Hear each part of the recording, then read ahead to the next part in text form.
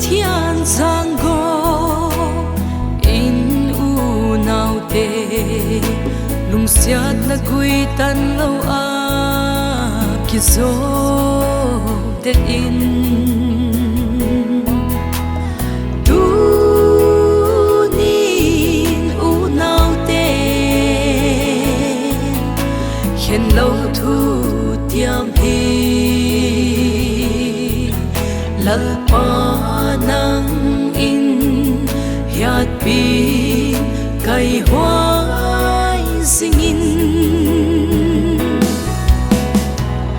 von choi sa tam nu le pa hi dingin vang phat na hun sui sing hen la hey na mun tin a kilung tuak in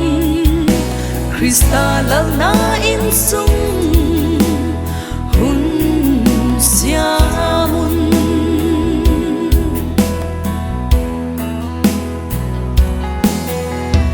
happy na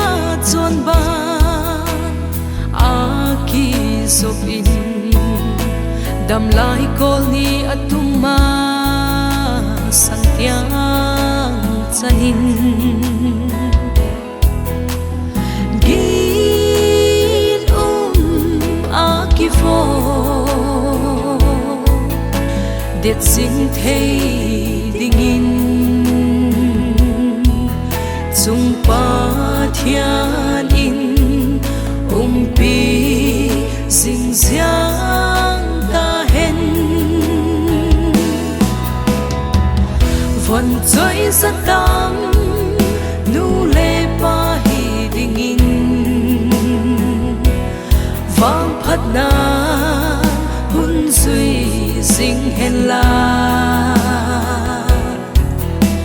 hey na mun tin a kilung tuak in Krista lal na in sung hun sia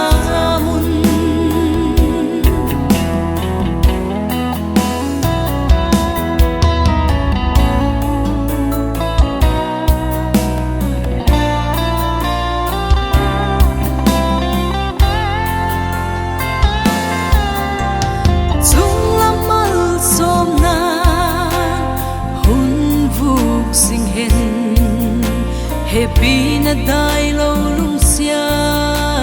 na top lo in dam lai pial gal pa zu chop khom sel in gen thei hak sa nin le kilung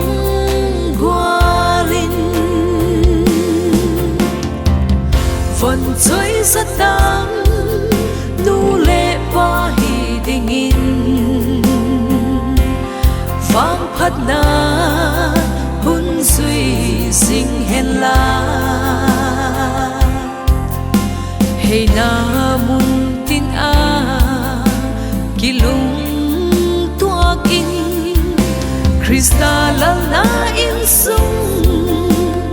hun sia